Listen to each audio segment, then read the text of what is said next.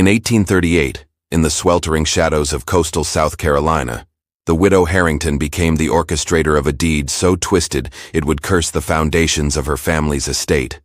It started not with a cry, but with an acquisition. A man named Malik, obtained at the Charleston slave market for an amount that left fellow landowners doubting the widow's reason. He wasn't acquired for his labor in the rice paddies, nor for his expertise as an artisan.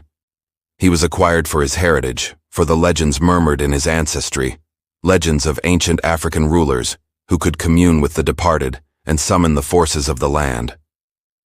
The Harrington plantation, known as Tranquility's Haven, was a realm of oppressive elegance, where live oaks dripped with Spanish moss, and the atmosphere clung heavy with the aroma of magnolia and rot. But under the facade of antebellum refinement, a corruption had set in.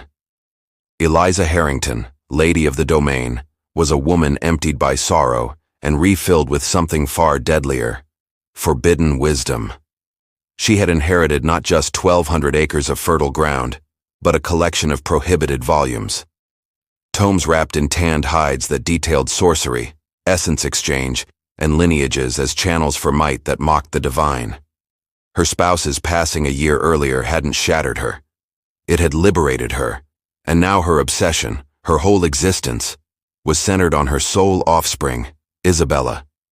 A child as delicate and wan as a wilted petal, succumbing to an ailment the physicians lacked a term for. They labeled it a wasting disease, a gradual decline, but Eliza knew otherwise. She was convinced her daughter's essence was seeping out, dissolving like ink in water under the glare, and she held with the unyielding faith of a fanatic that Malik was no mere bondsman. He was the remedy. He was the container bearing the essential vigor required to revive her child, to preserve the Harrington heritage. A heritage erected on a mystery far more ancient and sinister than rice or indigo. What the domestic servants observed was a fresh arrival. What Eliza perceived was the ultimate vital component for a ceremony that would either rescue her kin or fracture it into countless irreparable fragments. The atmosphere at Tranquility's Haven turned chillier that autumn, laden with an inexpressible expectancy. The essence of Malik's procurement was the initial fissure in the estate's serene exterior. He set Harrington back $6,500.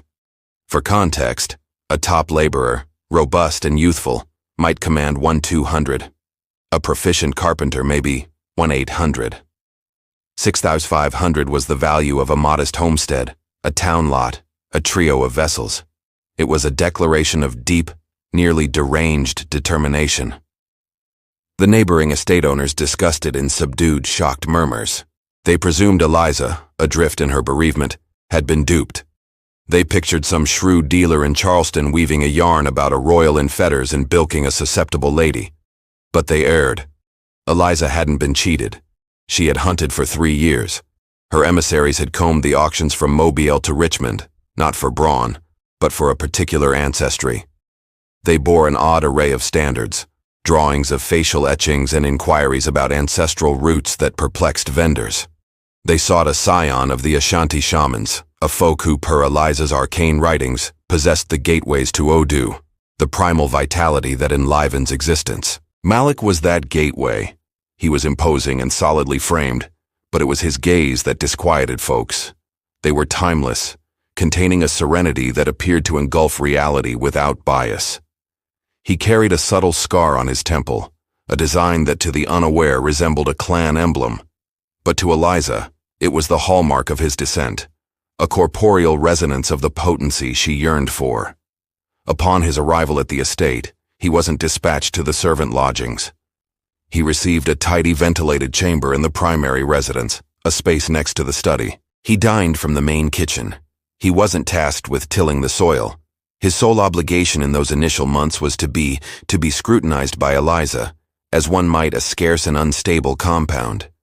The fellow servants viewed this with a blend of dread and wonder. Who was this individual? Accorded a respect verging on veneration. What authority did he wield? They kept distance, murmuring he was a juju practitioner, a conjurer. And in a sense, they weren't mistaken. He was a figure of authority, but the enchantment wasn't his. It was Eliza's, and he was to be its chief reluctant tool. There is a malaise in this dwelling that has naught to do with the flesh. These were the utterances of Matilda, the chief chef and informal elder of the domestic servants. She had tended the Harrington clan for 45 years, had witnessed Eliza's birth, and recognized the family's mysteries were like tendrils delving into tainted soil. She observed how Eliza regarded Malik, not with the scrutiny of an owner over chattel, but with the avid stare of a researcher eyeing a sample prior to vivisection. And she noted how Eliza regarded her own progeny Isabella, with a frightful mix of frantic affection and icy scheming intent. Isabella Harrington was 17, but she possessed the translucent vulnerability of a lass half her years. She seldom ventured from her quarters, a shaded area crammed with trinkets and healing manuals. Her hack was a persistent, soft accent to the estate's stifling hush. The local healer had recommended opiates, repose, and supplication, but Eliza had ousted him weeks past. Her trust lay not in remedies but in mysticism. In her secluded den, she spread celestial maps and deciphered excerpts from a 15th century tome of shadows. The volume outlined a rite of infusion, a method to channel the vigor from a sturdy container into a frail one. It demanded a medium, a bearer of Odu, and an exact astral configuration. The rite was intricate, perilous, and per the manuscript's ink-smeared edges, had faltered more frequently than triumphed. The cost of defeat was not mere demise, but a fracturing of the essence, a condemnation sans reprieve. This was the reality concealed behind the barred portals of the Harrington archive. This was the aim for which Malik had been procured. He was not to serve as a paramour or confidant to Isabella. He was to be an oblation. His vital essence, his core being, was to be extracted from him and infused into the fading lass. It was a scheme spawned from parental anguish and scholarly hubris, a grotesque gesture of devotion. Eliza was persuaded she was rescuing her offspring. But Matilda, who perceived the gloom extending in the dwelling, understood that certain remedies are vastly more dire than the affliction. She grasped that what Eliza plotted wasn't deliverance. It was a sacrilege. The eve of the presentation was selected by the heavens, a full moon when the barrier between realms was most permeable, and a scarce alignment of Jupiter and Venus vowed, per Eliza's manuscripts, an augmentation of life energies. An eerie calm descended upon the estate. The insects hushed. The breeze grew dense and frigid, redolent of sulfur and moist dirt like the instants preceding a thunderclap. Within the residence, the principal salon had been altered. The ornate furnishings were shoved to the perimeters, and at its core, a ring had been inscribed on the planks in a blend of chalk and crushed shell. At its heart rested a solitary, ornate seat. Eliza, attired in a stark gray robe, convened the full staff, every bondsman from the eldest tiller to the youngest scullery aide. They were positioned in a perimeter about the ring, mute observers to an unholy rite they couldn't fathom. Their terror was tangible, a vibrant entity in the chamber. Then Isabella was escorted in. She was clad in a plain ivory tunic, her soles unshod, her gaze broad with a fusion of opiate serenity and youthful bewilderment. She was seated in the chair. At last, Malik was guided into the salon by the foreman. He was unbound, yet the directive was unyielding. He was ordered to step into the ring and prostrate before the lass. He locked eyes with Eliza, and briefly the utter frigid assurance in her gaze wavered. In his, there was no trepidation, merely a deep, infinite grief. He comprehended, perhaps more than any, the sort of force she was tampering with. He prostrated. Eliza commenced intoning, her timbre deep and echoing, uttering in a tongue that was neither French nor Hebrew, but something primordial, something that grated the senses and set the nerves alight. It was a dialect of dominion, of mandate, of warping existence to one's desire. This was the instant. The affluent widow was presenting her offspring to the bondsman, but it was not a presentation of the body. It was a presentation of the essence. She was unsealing her offspring, rendering her a receptacle, and beckoning something from within Malik to traverse the boundary and embed. What ensued was not a merging. It was an incursion. Eliza drew forth a slender copper blade, its edge sharpened to a needle's point. The atmosphere in the chamber grew so sparse it was laborious to inhale.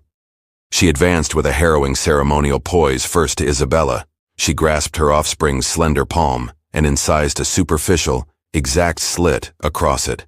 A streak of pallid, dilute blood emerged. Isabella recoiled but uttered no sound, her gaze fixed on her mother's countenance with disturbing confidence. Then Eliza pivoted to Malik. She neared him not as a lady nears a gentleman, but as a seer nears a shrine.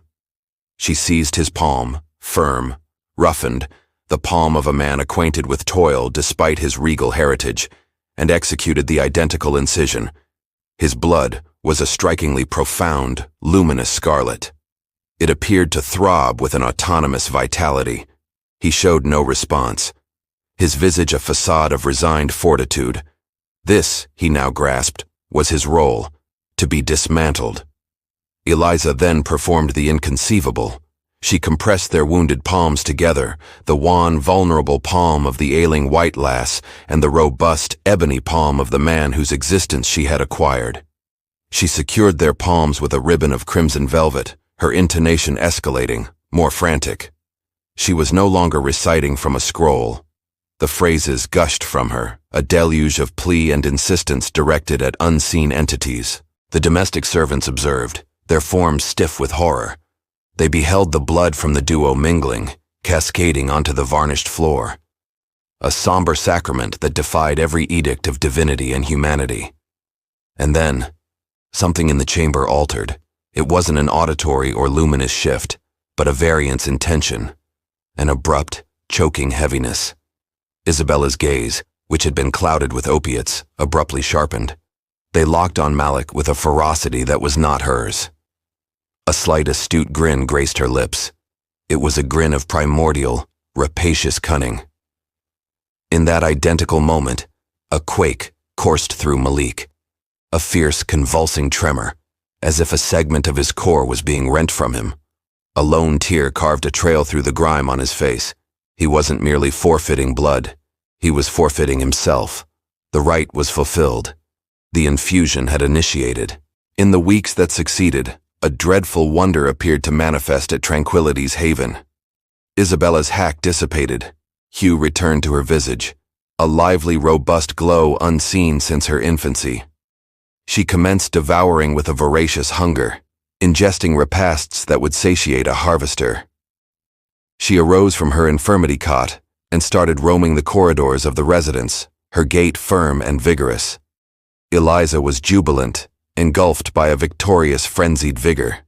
She viewed her triumph as an affirmation of her acumen, a proof of her resolve. She had peered into the void of prescribed lore and molded it to her bidding. She had preserved her offspring. She had safeguarded her heritage. But Matilda and the other domestic servants discerned something different. The lass who now traversed the corridors was not Isabella. She resembled her.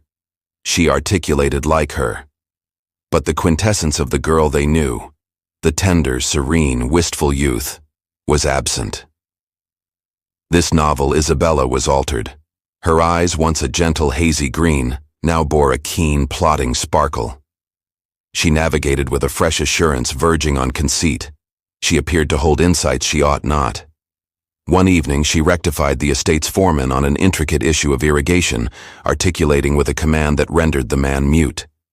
Another instance, she was discovered in the archive perusing one of Eliza's most labyrinthine mystical manuscripts, not grappling with the Aramaic, but seemingly imbibing it. While Isabella flourished with this peculiar fresh vigor, Malik commenced to fade. He was restricted to his quarters, and a deep exhaustion enveloped him. His formidable build seemed to contract, his epidermis adopting a muted grayish hue. He slumbered for 18 hours daily, and when conscious, he would merely gaze at the partition, his timeless eyes now obscured with a profound, immutable fatigue. A reflection had been fractured. The life force that had been wrested from him was now vitalizing her. Eliza regarded this as an essential, if regrettable, byproduct, a toll justly rendered, but she was grievously erroneous. She had not infused Malik's fortitude into Isabella. She had unlatched a portal, and she had no notion what precisely had traversed. The initial genuine indication that something was appallingly amiss came from the beasts. The mastiffs on the estate, once savage and devoted, began to recoil from Isabella. They would whimper and conceal their tails whenever she neared. Fur bristled, averting her stare. The steeds in the barn grew restive in her vicinity, their orbs wheeling with alarm. It was as if their instinctual faculties detected something inherently aberrant about her. A hunter, disguised in the guise of a young lady. Her demeanor persisted in morphing in disquieting manners. The former Isabella had been benevolent, frequently leaving treats for the scullery children's offspring. This fresh Isabella was aloof and contemptuous, handling the servants with a nonchalant brutality that even the most severe foreman eschewed. She seemed to relish their dread, her grin broadening whenever she overheard them murmuring about her. She cultivated odd novel routines. She would linger hours strolling the terrain at dusk, particularly during the waning moon, advancing with a hushed, elegant resolve that was profoundly alarming. The foreman recounted sighting her near the servant burial ground, not mourning, but standing utterly motionless, as if attuned to the soil itself. Eliza, obscured by her seeming victory, rejected these accounts as whimsical prattle or envy. Her offspring was hale, vibrant, astute. What did a few eccentricities signify? But even she couldn't disregard the episode with the warblers. Isabella had always cherished the sparrows that nested beyond her pain. One dawn, Eliza infiltrated her offspring's quarters to discover her seated placidly by the aperture, a minor, content smirk on her countenance. On the ledge reclined the carcasses of 4 sparrows, their necks cleanly and improbably twisted. When queried what transpired, Isabella merely regarded her, her gaze unnervingly lucid, and stated, "They were chirping out of tune. It was bothersome." The offhand, unrepentant savagery of the declaration dispatched a shiver down Eliza's backbone. For the first time, a shard of uncertainty, frigid and keen as ice, punctured her victorious conviction. This was not the delight of a lass restored to vitality. This was something else, something frigid, foreign, and wholly lacking compassion. The heritage she had endeavored to preserve was altering, contorting into a form she had never envisioned. A lingering rumor circulated among arcane chroniclers even now. Covert fraternities in the pre-war South were not exclusively centered on governance or trade. Some, comprising the richest and most erudite landowner aristocrats, were esoteric academies committed to upholding pre-Roman European customs. They engaged in mysticism, cosmology, and a shadowy variant of Hermeticism, positing that the sacred flame was ensnared in substance and could be altered, shifted, and focused within select lineages. They perceived their estates not merely as fiscal mechanisms, but as immense isolated workshops, and they viewed their bondsmen not as persons, but as crude corporeal and ethereal matter to be employed in their mystical trials. These fraternities, it is claimed, communicated in cipher, exchanging findings, bartering prized samples, and financing ventures to Africa and the Indies to procure persons from distinct descents believed to harbor singular ethereal attributes. The Harrington kin, with its venerable European origins and its archive of taboo erudition, was reputed to be a pivotal participant in one of the mightiest of these circles, the Order of the Crimson Veil. Their objective was not simple affluence or sway. It was a mode of discerning perpetuity, not of the form, but of the awareness. They posited that a potent familial ethos or directing intellect could be relocated from a perishing affiliate into a youthful readied receptacle, guaranteeing the endurance of the lineage's vital sagacity and potency. The rite necessitated a potent catalyst to span the chasm between essences, a conduit, someone akin to Malik. This was the authentic monstrous character of Eliza's trial. She wasn't merely attempting to mend her offspring. She was striving to supplant her. She was endeavoring to utilize Malik's life force as an ethereal dissolvent to erode Isabella's waning awareness and infuse the primordial, formidable specter of the Harrington maternal strain into her form. But such rites are a fragile and hazardous barter with entities that disdain being dictated. Eliza believed she was invoking a forebear, but in her mourning and conceit, she had hurled a portal agape to the obscurity, and something vastly elder, vastly ravenous, and entirely unrelated to the Harrington lineage, had responded to her summons. Malik, in his lucid intervals, began to converse, not to the bearers of his sustenance, but to the vacant nooks of his chamber. He uttered in his indigenous Akan, his timbre a feeble but pressing murmur. Matilda, who would deposit his repasts by the portal, would tarry, attempting to comprehend. She couldn't seize the phrases, but the inflection was unmistakable. It was an inflection of caution, of appeasement. He was addressing phantoms. He was striving to repair a rift in the tapestry of existence that he knew Eliza had wrought. One twilight Matilda mustered the valor to penetrate his quarters. He was perched on the brink of his cot, appearing more robust than he had in fortnights. His gaze, though still fatigued, had recaptured some of its prior lucidity. "She didn't seize my fortitude," he articulated in flawless, accentless English, his timbre hoarse from inactivity. "She seized my silhouette, the segment of a person that wards off the other entities." Matilda didn't grasp. "What other entities, child?" Malik regarded her, and his stare was imbued with a chilling compassion. "In my homeland, every individual has two essences: the breath, which is the gust of existence, and the silhouette, which is our tether to the terrain. The silhouette is our sentinel. It prevents the famished ones from usurping our spot. The widow's right. It didn't merely deplete my vigor. It tore my silhouette from me and employed it to excavate the lass. It rendered her a vacant abode with the entrance unbolted." He halted, drawing a labored inhalation. But it wasn't a kin specter that ingress. A progenitor would have discerned the receptacle was feeble, defective. What ingress? It was a roamer, an antique entity sans title, a leech seeking a tepid form to don. It is donning the lass now, and it is devouring. The dispassionate, factual manner he depicted this unearthly atrocity was more horrifying than any wail. He was not discoursing of fable or folklore. He was rendering a prognosis. Matilda felt the vitality ebb from her visage. She retreated from the quarters, the verity of his utterances settling in her marrow like a fatal frost.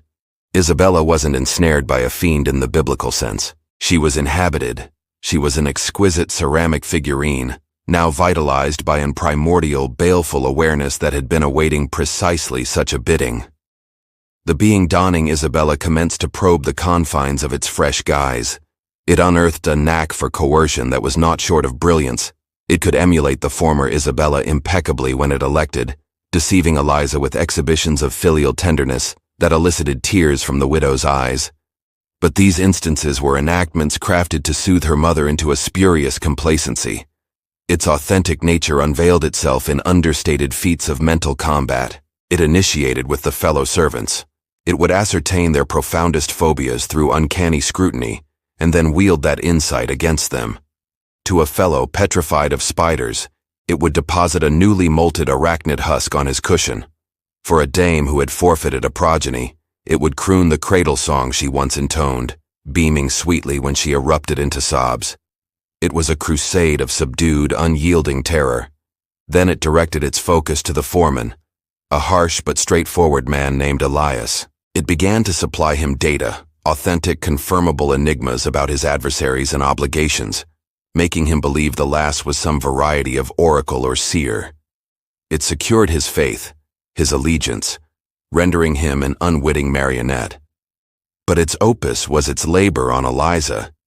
It began to subtly erode the widow's rationality. It would relocate items in her secured den. It would murmur her deceased spouse's name from the gloom when she was solitary. It would finalize a phrase she was pondering, then chortle it off as happenstance. It was a gradual, systematic delusion engineered to sequester Eliza, to make her mistrust her own intellect, to render her wholly reliant on the very abomination she had liberated. Eliza discovered her victorious elation slowly souring into a perpetual mild unease. The dwelling no longer felt hers. There were moments she would gaze at her offspring seated opposite her at the supper board and see not a cherished youth, but a total and horrifying outsider gazing back with timeless, tolerant eyes. The entity in Isabella wasn't merely sustaining on Malik's pilfered vigor. It was sustaining on the dread and disarray it was engendering. The Harrington heritage wasn't merely imperiled, It was being devoured from within. The grandest delusion of the mystic is mastery. They posit they are the overlords of the right, the commanders of the specters. They are imbeciles. The right is the overlord, and the specters are simply a spectatorship awaiting the inescapable tragic blunder. This citation from a missive penned by a fallen 18th century sage impeccably encapsulates Eliza Harrington's quandary. She believed she had executed a meticulous ethereal operation on the essence. Instead, she had wielded a mallet in obscurity. The entity in Isabella grew audacious. It commenced to requisition things. Initially, it was admittance to the full archive, encompassing the most hazardous sequestered manuscripts that even her spouse had dreaded to unseal. Eliza, frantic to trust in her victory and increasingly perturbed by her offspring's fervor, yielded. She observed in a blend of pride and dread as Isabella consumed volumes on summoning, resurrection, and ethereal parasitism, absorbing the lore as if she were simply recollecting it. Then the requisitions became more intimate. It desired keys, all of them. The keys to the residence, the granary, the spirit's vault, and the vault where the family's silver was stored. An offspring should be entrusted with the administration of her own domicile, shouldn't she, mother? It would utter, its timbre a flawless mimicry of Isabella's gentleness, but its gaze harboring a directive as rigid as steel. Dread was now a constant comrade for Eliza. She began securing her sleeping chamber portal at dusk, only to find it unlatched at dawn. She started experiencing visions, vivid and horrifying, of being ensnared in her own abode, a captive of a grinning, green-eyed outsider who addressed her as mother. She was forfeiting control not solely of her offspring, but of her entire actuality. The authority hierarchy had wholly reversed. The architect was now terrified of her construct. The entity was solidifying its authority, appropriating the Harrington wealth and holdings, not via coercion, but via a chillingly efficacious mental overthrow. The grand Harrington heritage constructed over eras was being commandeered. And the horrifying aspect was, Eliza Harrington had proffered the keys herself. She had bartered her offspring's essence for an abomination. And now the abomination was asserting its bequest. Malik initiated a covert insurgency from the confines of his quarters. He grasped that a forthright clash was unfeasible. The entity in Isabella was too potent and he was too enfeebled. So he waged a conflict of emblems, a skirmish in the invisible realm. Employing ash from the hearth, he commenced inscribing elaborate emblems on the planks beneath his cot. They were Ashanti Adinkra, primordial patterns utilized to evoke the safeguard of the Abossum, the divinities of his folk. He inscribed the emblem for Sankofa, the learner, the protector of thresholds, to sow disarray in the entity's trajectory. He inscribed the emblem for Niamey, the originator, the patriarch of equity, to restore lucidity and verity to the afflicted abode. He abstained, cleansing his debilitated form, transmuting his corporeal agony into an ethereal armament. His quarters became a haven, a niche of hallowed terrain in the core of the expanding gloom. The impacts were understated but tangible. The entity began to encounter instances of disruption. One day, as it was about to smite a youthful barn lad for a perceived affront, it halted, its limb elevated, a countenance of bewilderment, as if it had forgotten its intent. Another occasion, it attempted to ingress the archive, only to pause at the lintel, unable to traverse, as if repulsed by an unseen obstruction. It couldn't detect the origin of the disruption, but it sensed it, a subtle, tenacious repulsion against its volition. It became restless, its veneer of serene equanimity faltering more often, unveiling bursts of unadulterated primordial ire. It knew another force was operative in the abode, a competing flow in the ethereal tempest it had spawned. It commenced to hunt for the origin, its frigid gaze surveying the countenances of the petrified servants, striving to detect who was challenging it. The abode, Tranquility's haven, was no longer merely an abode. It had become an arena for a conflict of essences, a muted, frantic struggle between an enfeebled, captive shaman sovereign and an eternal, leeching entity, donning his offspring's hide, and the destiny of all on the estate teetered in the equilibrium. The entity unearthed the fount of the opposition. It was unavoidable. One dusk, It glided noiselessly to Malik's quarters, its unshod soles emitting no noise on the timber floors. It did not essay the portal, it merely stood exterior, its cranium tilted, attuning not with its oracles, but with its profounder faculties. It sensed the potency emanating from the quarters, the defensive lattice of the Adinkra. A leisurely, ruthless smirk diffused across Isabella's comely countenance. It had located the designer of its vexation. The subsequent dawn, Eliza, acting on an intimation from her offspring, had Malik relocated. He was extracted from his quarters in the primary abode and cast into the isolation hut, a lightless timber shack employed for chastising defiant servants. It was a locale of perceptual denial, of humidity and despondency. His ash was absent. His linkage to the abode was cleaved. He was segregated, severed from the fray. With Malik subdued, the entity's sway over the estate became utter. The understated disruption evaporated. Its dominion was now comprehensive. It commenced to methodically disassemble the final remnants of Eliza's ascendancy. It counterfeited her autograph on parchments, vending off segments of terrain to opportunists for specie. It ousted the veteran, faithful foreman Elias, and supplanted him with a ferocious, unscrupulous fellow who would pose no inquiries and execute any directive. The estate, once a realm of orderly if tyrannical regimen, began to plummet into a subdued anarchy. The paddies were forsaken. The servants, now overseen by a tormentor and horrified of the youthful mistress who roamed amid them like a wraith, toiled with a morose, despairing ineptitude.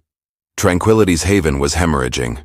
Its riches were being sapped, its framework was crumbling, and its inhabitants were existing in a state of eternal dread. Eliza observed it all transpire, a powerless specter in her own domicile. She had forged a fiend's pact to preserve her family's heritage, and her fiend was now gleefully, systematically incinerating that heritage to cinders. The paradox was so deep, so ruinous, it was fracturing her psyche. She had forfeited everything for a prospect that was now morphing into a phantasm from which she could not rouse. From the ledger of Dr. Theodore Blackwell, an itinerant healer who visited an adjacent estate in the winter of 1838. I was summoned to advise on a peculiar affair at the Harrington domain. The widow, Mrs. Eliza Harrington, has endured a total psychic disintegration. I encountered her in her apartments, a lady wholly devastated by some internal strife. She discourses in enigmas of unlatched portals, and an outsider donning her offspring's visage. Her offspring, Miss Isabella Harrington, seems to have achieved a recuperation from her wasting malady that can only be termed wondrous. She is the epitome of vigor. Yet, there is a trait about the young lady that I find profoundly disconcerting. Her acumen is formidable, almost preternaturally so. She debated my own healing doctrines with me with a profundity of comprehension that eclipsed most of my peers. But her eyes, they are the eyes of a reckoning apparatus. There is no warmth, no sympathy. When I endeavored to inspect her mother, Miss Harrington lingered in the chamber, observing my every gesture with an alarming, predatory immobility. I felt less like a healer and more like a prey being scrutinized by a predator. I prescribed a regimen of tranquilizers for Mrs. Harrington, but I admit my healing lore is futile here. The ailment in that dwelling is not of the corporeal. The servants are horrified. The paddies are deteriorating to ruin, and a young lady who should be deceased is administering the domain with the merciless proficiency of a veteran tycoon. I have counseled my patron to maintain distance from Tranquility's haven.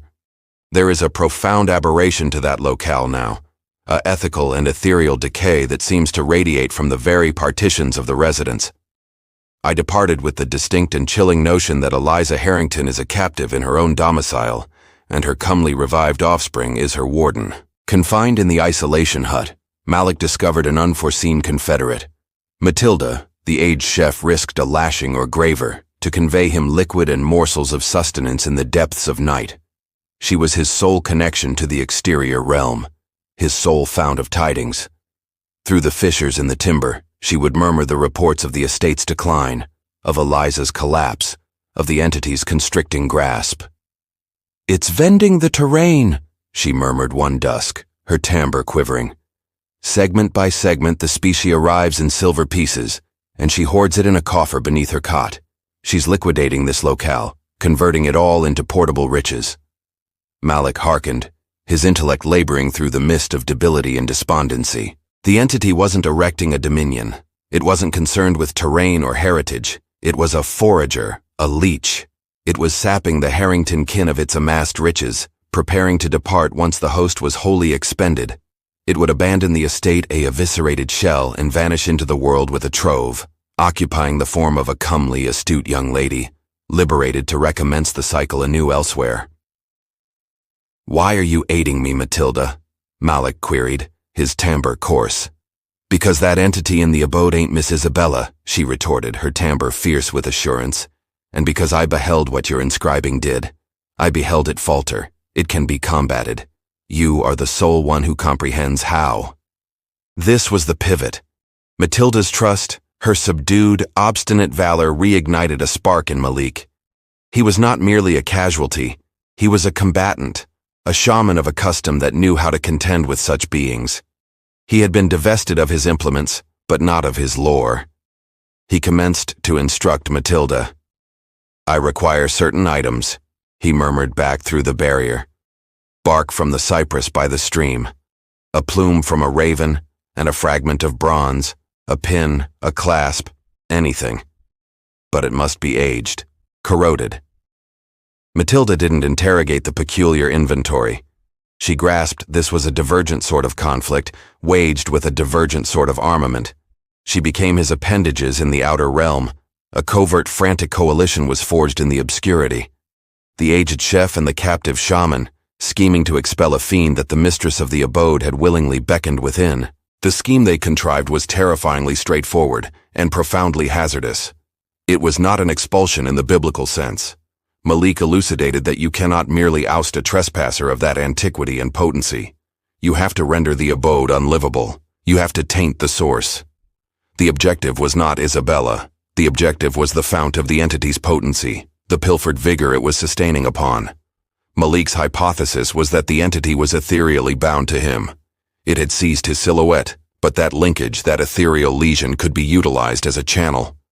If he could execute a rite to recapture his own quintessence, it would famish the being, debilitate it, perhaps even compel it to forsake the receptacle it occupied. The rite was one of disjunction. It necessitated the items Matilda had amassed, and one more thing, a fragment of the entity itself, a tress of locks, a nail paring, a shred of garb it had donned, something that bore its ethereal imprint. Obtaining it was a nearly self-destructive duty. Matilda, her digits trembling, but her determination steadfast, was the one to accomplish it. One twilight, while assisting the entity, the thing she still had to address as Miss Isabella, attire for supper, she managed to clip a minor tress of locks from the rear of its cranium, concealing it in her smock. The entity halted, rotating its cranium slightly, its frigid gaze meeting Matilda's in the looking-glass. For a pulse-ceasing instant, Matilda was certain she had been unearthed. But the entity merely beamed, a slender, astute beam, and uttered, "Be cautious with those shears, Matilda. They're very keen." Whether it knew what she had done, or was simply dallying with her, Matilda couldn't say. She fled the quarters, her pulse thundering against her ribs, the tress of locks feeling like a scorching ember in her grasp. That dusk, she delivered the ultimate component to Malik. As his digits enclosed around the tress of Isabella's locks, a palpable surge of energy transpired between them. The skirmish was about to be engaged. He was no longer merely defending himself, he was advancing to assault. Inside the isolation hut, Malik initiated his preparations. There was no illumination, so he labored by tact and recollection. He plaited the tress of locks with the raven's plume. He used the corroded bronze pin to etch a fresh array of emblems into the compacted soil of the floor. Not a dinkra of safeguard this time, but emblems of restraint and recapture. He pulverized the cypress bark between two rocks, blending the strands with his own spittle to form a paste. This was not the lofty, ritualistic sorcery of Eliza's tomes. This was elder, more terrestrial, a sorcery of vitality and secretion and metal. As the sun descended, he commenced the rite. He sat legs crossed in the midst of his ring of emblems. He placed the plaited locks and plume on his tongue. He began to intone, his timbre a low, visceral drone that was less a noise and more a oscillation in the thorax. He was summoning his silhouette back. He was tugging on the ethereal filament that linked him to the entity, drawing it in. In the primary abode, the effect was instantaneous and ferocious. The entity was seated at the supper board across from the vacant-gazed Eliza when the initial surge struck. It dropped its utensil with a clangor. A countenance of astonishment and agony traversed Isabella's visage. It felt as if a barb had been embedded in its ethereal innards and was being savagely rotated. It wheezed, clutching its abdomen, the hue draining from its cheeks. "Isabella, dear, are you well?" Eliza queried, a glimmer of authentic concern in her gaze. The entity couldn't respond. A secondary surge struck, more potent this time. It felt its potency wavering. The pilfered vigor it depended upon being extracted away, drawn back towards its origin. The comely hale facade it upheld began to waver like a defective beacon. For a moment, the authentic, excruciatingly emaciated form of the genuine Isabella was visible beneath the ethereal mirage, her gaze broad with horror and disorientation. The entity emitted a crude, non-human screech of fury and agony. It knew instinctively what was transpiring. The donor, the fractured thing in the isolation hut, was retaliating.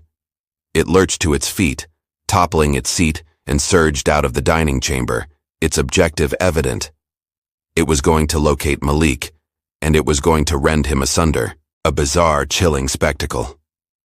The entity, donning the form of a comely lass in an exquisite linen gown, surged across the groomed sward of the estate, advancing with an unnatural celerity and resolve. The moon projected her silhouette elongated and warped behind her. The veneer was discarded. The enactment was concluded. The visage of Isabella was distorted into a facade of pure primordial spite. The gaze shimmered with a faint, frigid radiance. It was no longer feigning humanity. It attained the isolation hut and without vacillation struck the sturdy timber portal. The lumber fractured, the latch erupted, and the portal hurtled from its pivots. It stood in the entry, a figure of nightmare outlined against the moonlight, its gaze scanning the obscurity within. It beheld Malik seated in his ring, his form quivering with the exertion of the rite, perspiration cascading down his countenance, but his gaze was sealed, his focus absolute. He was an ethereal anchor tugging with all his might. "You think you can reclaim what is mine?" The entity hissed, its timbre a jarring amalgam of Isabella's lilting notes and a deeper, rasping snarl. "I will dismantle you. I will devour your essence and leave you a mindless shell." It pounced into the diminutive structure, its limbs extended, Isabella's dainty fingernails somehow solidifying into talons. But as it traversed the threshold, it trod into the ring of emblems Malik had inscribed. The effect was like treading on a charged cable. An explosion of ethereal force hurled it rearward. It shrieked as the emblems on the floor shimmered with a faint golden radiance, the potency of the terrestrial sorcery reacting to its profane character. The ring was a snare, a restraint. It could not ingress. Infuriated, it began to claw at the timber barriers, yanking at the entry frame, its corporeal fortitude amplified by its wrath. The diminutive structure began to quake as if in a tremor. Inside, Malik pressed firmer, intoning louder, infusing every last measure of his remaining life force into the rite of disjunction. He could feel his silhouette returning, a sensation of completeness, of freshness diffusing through him. And he could feel the entity's panic, its ire, its escalating debility as its primary sustenance origin was severed.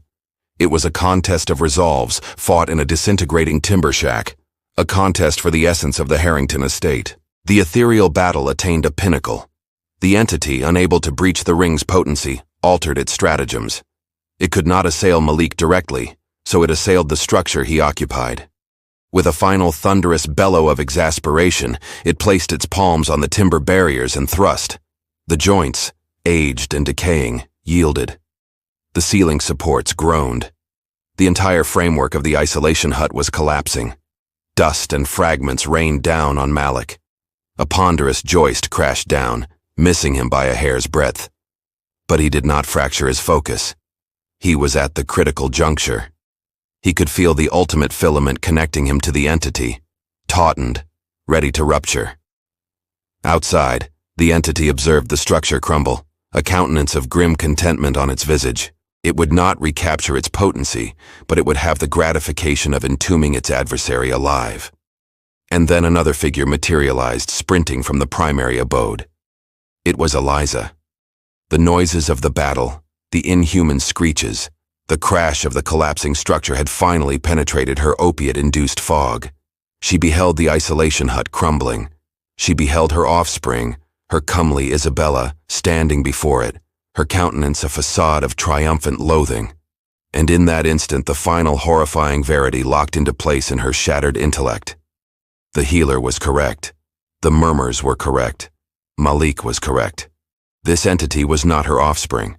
It was an abomination that she had beckoned in. A surge of pure instinctual maternal wrath, a force more potent than any mystical rite, washed over her. "What have you wrought upon my offspring?" she screeched, her timbre raw with a year of suppressed dread.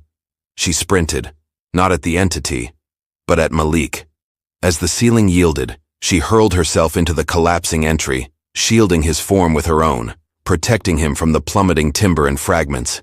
It was an reflexive, altruistic act of reparation, the ultimate act of a mother attempting too tardily to undo the terrible harm she had wrought. The collapse was total. The isolation hut imploded into a mound of timber and shattered wood. The entity observed, its thorax heaving, assured that both its tormentor and its architect were pulverized beneath the debris. It redirected its attention back to the primary abode. It was debilitated, severed from its potency source, but it was still in command of the receptacle. It still possessed the Harrington trove. It could still flee and recommence, but as it pivoted, it felt a fresh, searing agony, not in its essence, but in its form. In Isabella's form, the disjunction was fulfilled. Malik, safeguarded by Eliza's oblation, had succeeded in rupturing the ultimate filament. The pilfered vigor, the odoo that had sustained the entity and bestowed Isabella's form its unnatural vitality, was absent. It had been recalled to its rightful proprietor. The repercussions were instantaneous and calamitous. The entity gazed down at its palms and observed in horror as the hale flesh vanished, supplanted by a lethal pallor. The epidermis seemed to contract to constrict over the bones. The wondrous recuperation that had so impressed Dr. Blackwell reversed itself in a matter of moments. The wasting affliction, restrained for months by pilfered life force, came surging back with retribution. The form it occupied was faltering, perishing, its own fragile life force no longer augmented by Malik's potency. It staggered, a wheezing hack shaking its frame. It was ensnared in a perishing form on a crumbling domain, its pilfered potency absent. It emitted a lament of despondency, a sound of pure thwarted aspiration. It was the sound of a leech watching its host perish, knowing it would now starve. The horror spectacle at Tranquility's haven was entering its ultimate gruesome phase. The abomination was cornered, and cornered entities are the most perilous of all. From the debris of the isolation hut, a palm emerged, then another. Malik, contused and hemorrhaging, but vital, extracted himself free. He gazed down at the form of Harrington. She was deceased, her cranium crushed by a falling joist. Her ultimate act had been to preserve him, the man she had intended to ablate. The tragic paradox was not lost on him. He staggered to his feet and gazed toward the primary abode. He could hear the entity's laments, the sounds of a form in its death agonies. He knew he could simply depart. He could abscond into the dusk, a liberated man, but he also knew it wasn't concluded. The entity in its death agonies was still hazardous, and more crucially, somewhere within that perishing receptacle was the ultimate flickering spark of the genuine Isabella Harrington, a captive in her own form. His honor, the code of the shamans of his lineage, would not permit him to abandon her to that destiny. He began to advance toward the abode, his steps leisurely but steadfast. He was no longer a casualty. He was an expeller coming to perform the ultimate sacraments. As he neared, Matilda and the other domestic servants emerged from the gloom where they had been concealing, observing the terrible events unfold. They beheld him sanguine and resolute, and they grasped this was the ultimate confrontation. Elias, the ferocious foreman, attempted to obstruct Malik's trajectory. "Where do you reckon you're heading, lad?"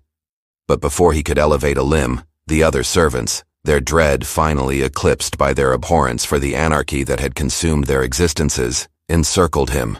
They had selected a faction. Malik advanced past them, up the steps of the grand veranda, and into the residence.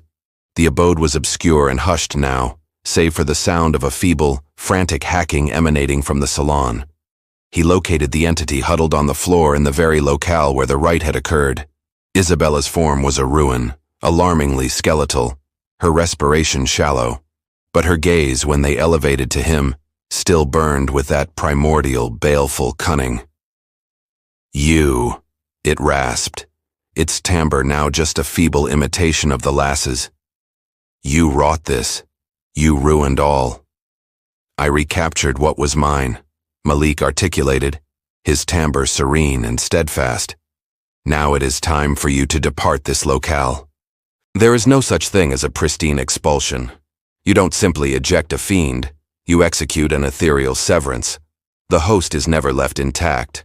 This is a line from the writings of a 16th century fiend scholar, and it speaks to the terrible choice Malik now confronted. He knew he could not preserve Isabella's form. It was too far expended, consumed by the resurgent malady. But he might, just might, be able to preserve her essence from being hauled down into whatever chasm the leeching entity called home. He prostrated before her, not as a bondsman before a mistress, but as a shaman before a tormented specter. He ignored the hateful glare of the entity and spoke directly to the lass ensnared within. "Isabella," he articulated, his timbre soft. "Can you perceive me? You have to contend. You have to relinquish this entity. It is a boulder that will drag you to the abyss of the ocean." For a moment, there was no retort, then a flicker of something in the lass's gaze, disorientation, dread, a glimmer of the former Isabella. A single tear rolled down her cheek. I'm terrified," she murmured. And the timbre was hers, thin and prepared. The entity shrieked in ire, striving to recapture control. "Hush! The receptacle is mine." But the fissure was there. Malik pressed his vantage. "Your mother wrought a terrible blunder, but her ultimate act was to preserve you. She cherished you. Don't let her oblation be for naught. Relinquish." He placed his palm on her brow. It was not a gesture of potency, but of solace. He began to hum a low, gentle melody, an Ashanti song of transition, a cradle song for frightened essences to aid them find their path home.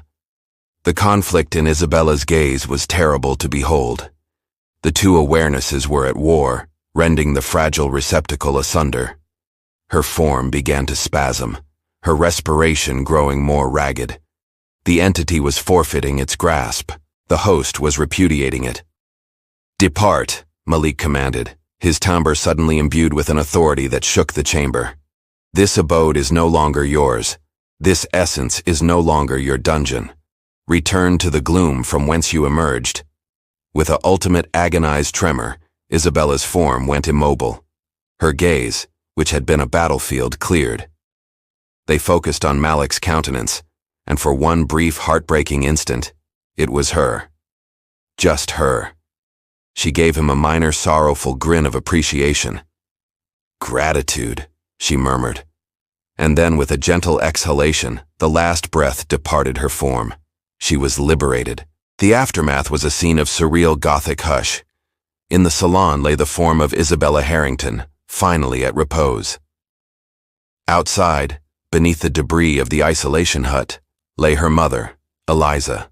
The overlord and successor of Tranquility's haven were deceased.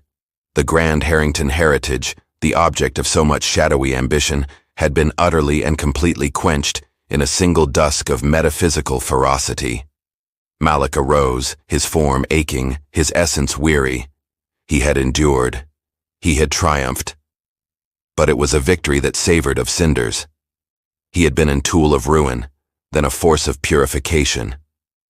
Now he was just a man standing in the ruins of an abode that had attempted to devour him. Matilda entered the chamber, her countenance a facade of grief and wonder. She gazed at the deceased lass, then at Malik. "It's concluded," she queried, her timbre a murmur. "It's concluded," he affirmed. The other servants gathered at the portal, their countenances illuminated by the dawn that was beginning to break. They were afraid, but they were also liberated. Not juridically, not yet, but liberated from the specific suffocating terror that had governed their existences for months. The structure of their world had collapsed. The overlord was absent.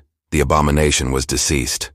What ensued next was uncertain, but it was a fresh commencement. Malik knew he could not linger. The magistrates would arrive eventually. A narrative would have to be recounted, and the narrative of what truly transpired was impossible to credit. His presence would only complicate matters. He advanced out of the abode into the cool morning breeze. He didn't glance back. Matilda trailed him to the perimeter of the property. "Where will you proceed?" she queried. "West," he articulated. It was the sole retort. He took one last gaze at the dripping pines in the grand, silent residence. A locale of elegance erected on a foundation of obscurity, a monument to a heritage that had devoured itself.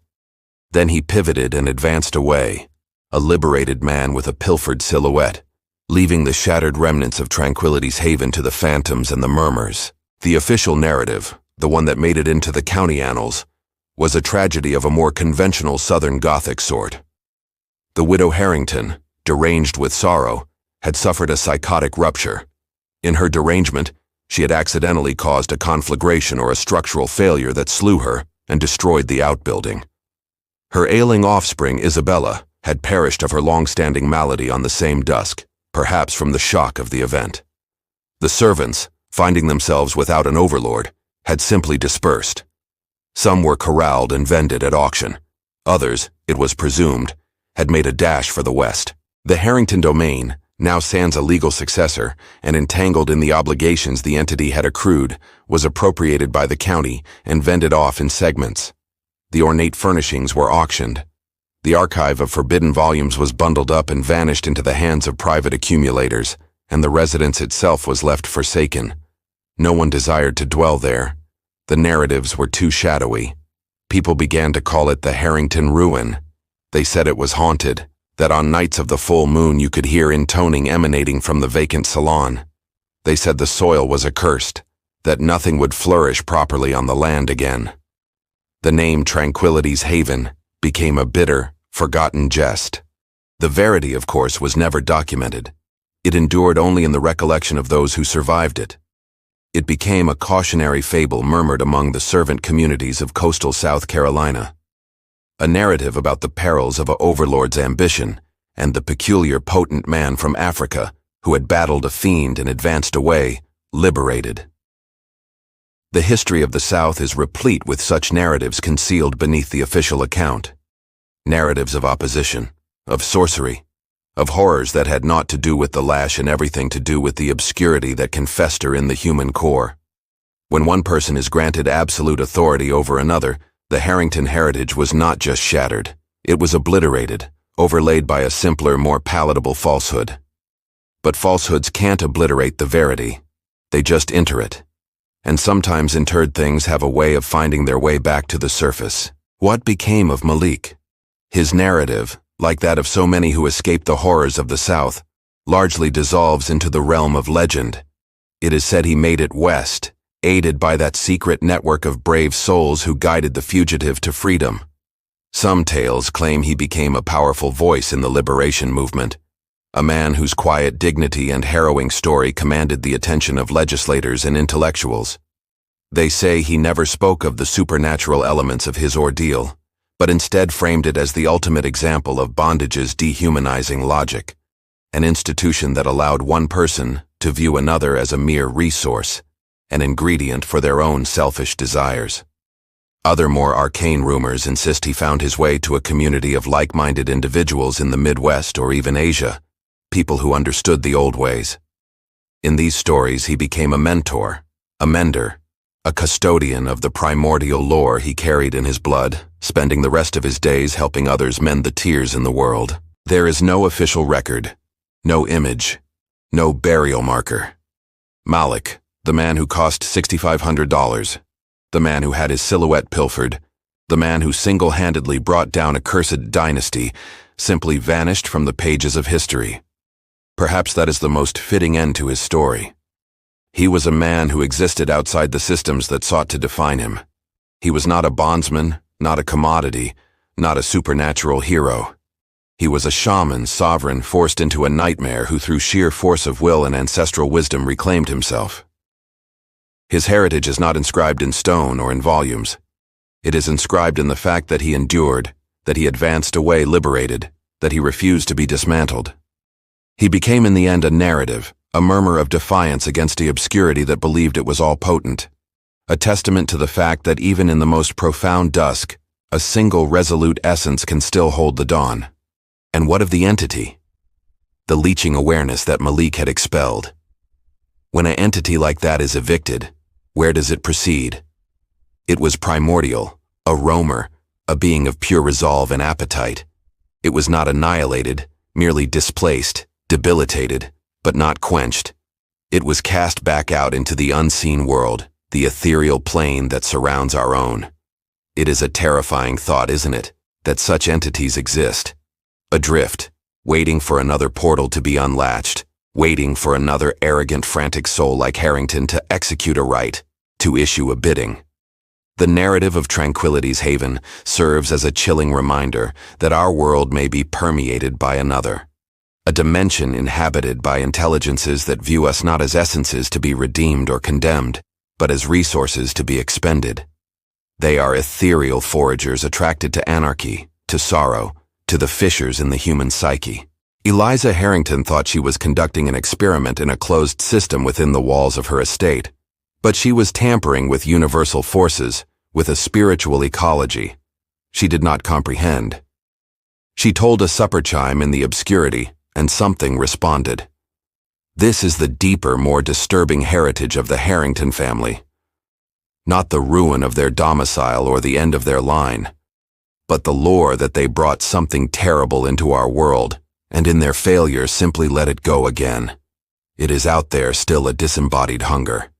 And as long as human beings seek potency through forbidden means, as long as they are willing to oblate others for their own gain, they will continue to unlatch portals.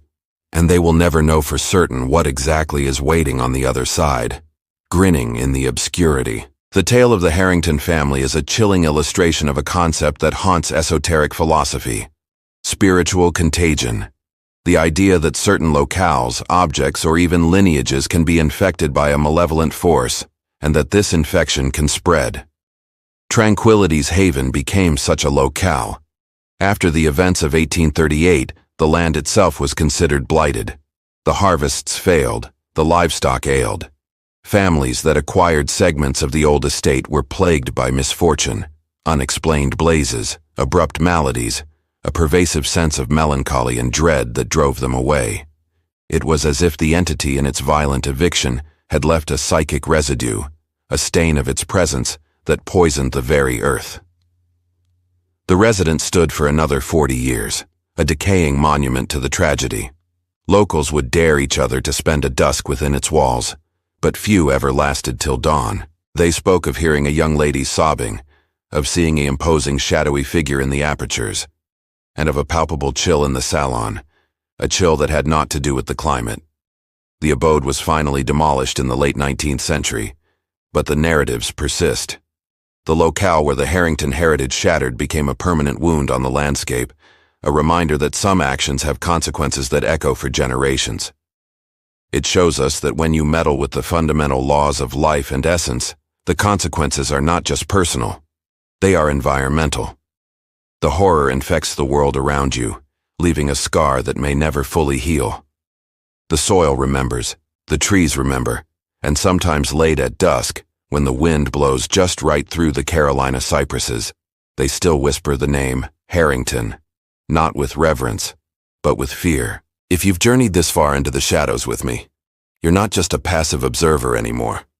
You're a guardian of the narrative. You understand that history is not a static collection of facts, but a living, breathing entity full of gloom and secrets.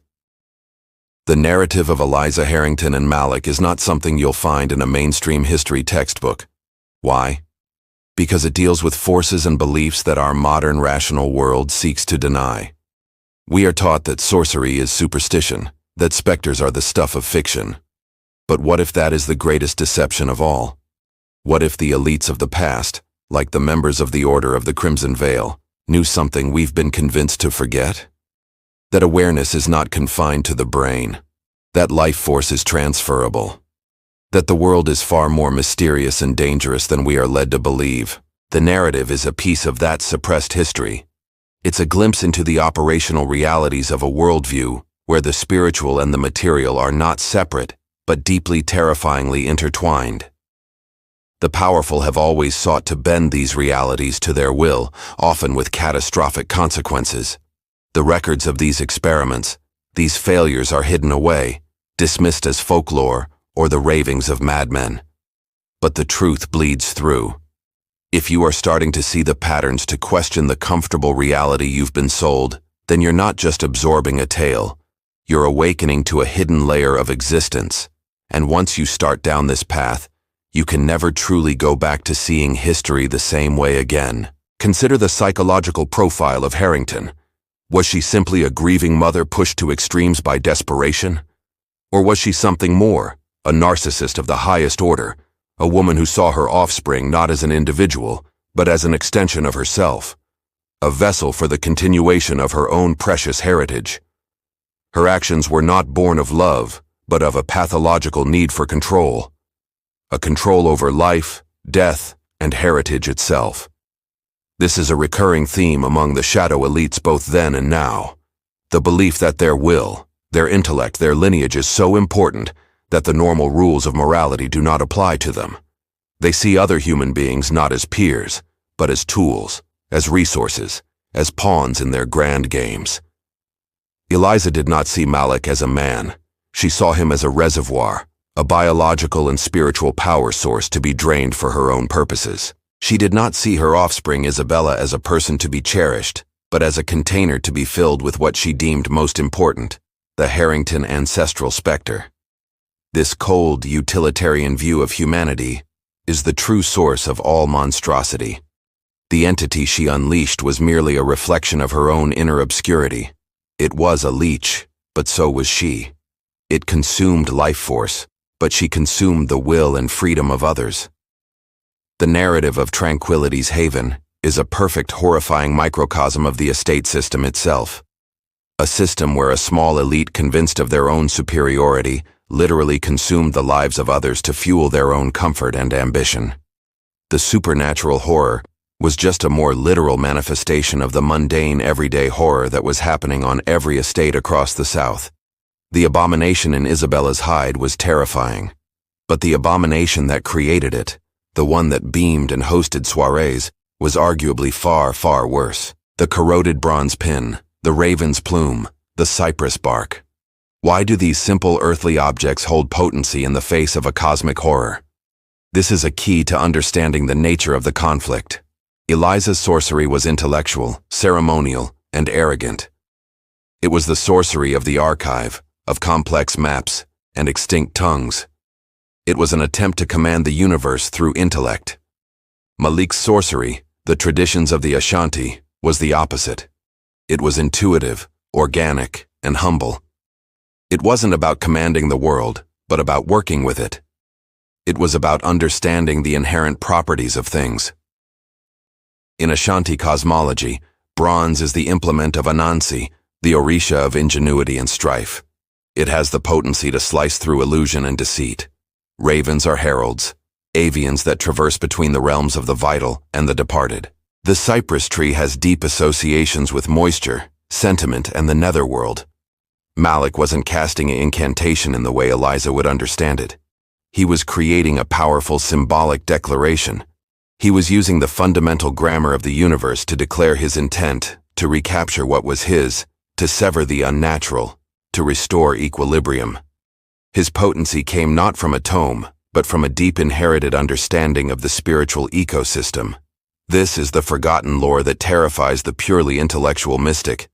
The lore that a simple corroded pin held with the right intent can be more potent than 1,000 pages of Aramaic incantations. It's a reminder that true potency doesn't come from dominating nature, but from understanding one's place within it.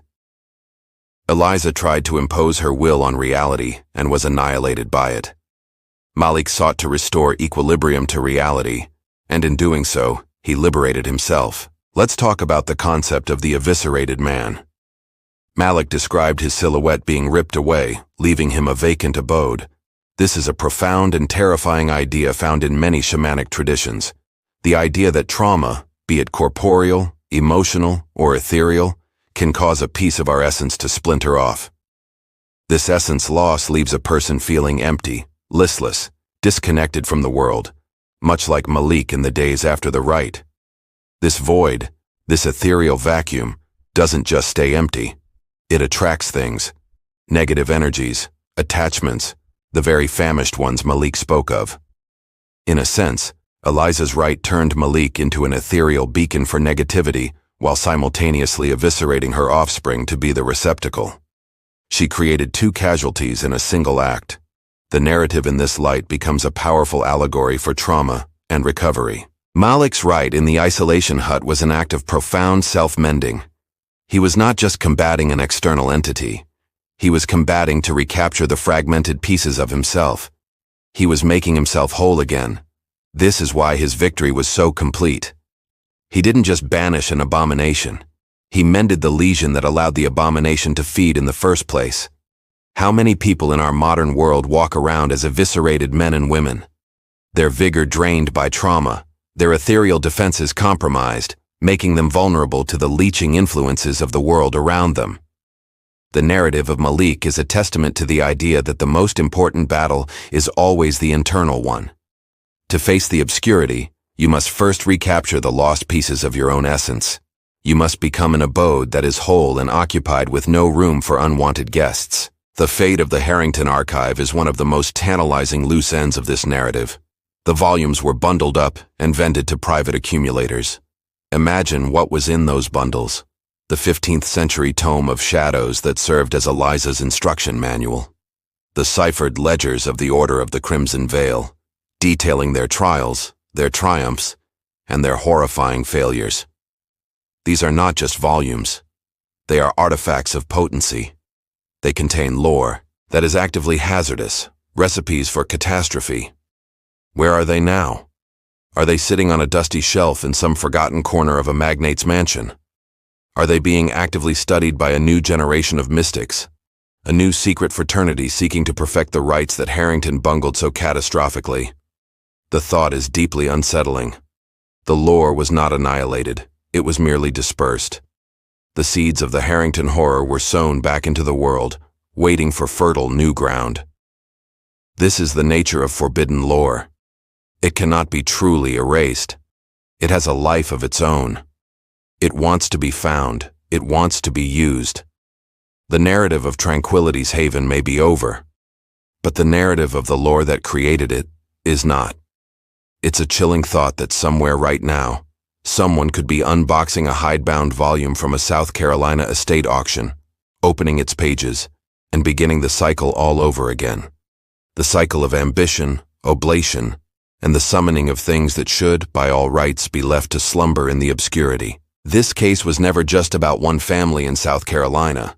It was a glimpse into the obscurity that lurks behind the veil of potency, an obscurity that may live inside humanity itself. It's a narrative about the terrifying belief that some people have the right to consume the lives of others for their own benefit. Eliza Harrington called it sorcery, science, the preservation of a heritage. But stripped of its esoteric justifications, it was a philosophy of consumption, a vampiric ideology that is all too common among the potent. They consume resources, they consume cultures, and sometimes, as this narrative suggests, they consume the very life force of their fellow human beings. This wasn't a singular anomaly. The Order of the Crimson Veil, if the rumors are true, was a network. How many other estates were workshops? How many other Maliks were acquired for their ethereal properties, only to disappear from the record? How many other Isabellas became receptacles for something inhuman? The shattering of the Harrington heritage was a victory, but it was a victory in a single isolated battle in a much larger ongoing war. A war between those who believe in the sanctity of every essence and those who see essences as just another commodity to be acquired, vended, and consumed. But was everything truly revealed? Or does the real narrative remain hidden in the shadows? We have Malik's narrative, the healer's ledger, the local legends, but we don't have Eliza's voice after the fact. We don't have the entity's perspective. What was it? Where did it come from? And what did it learn during its brief violent stay in our world?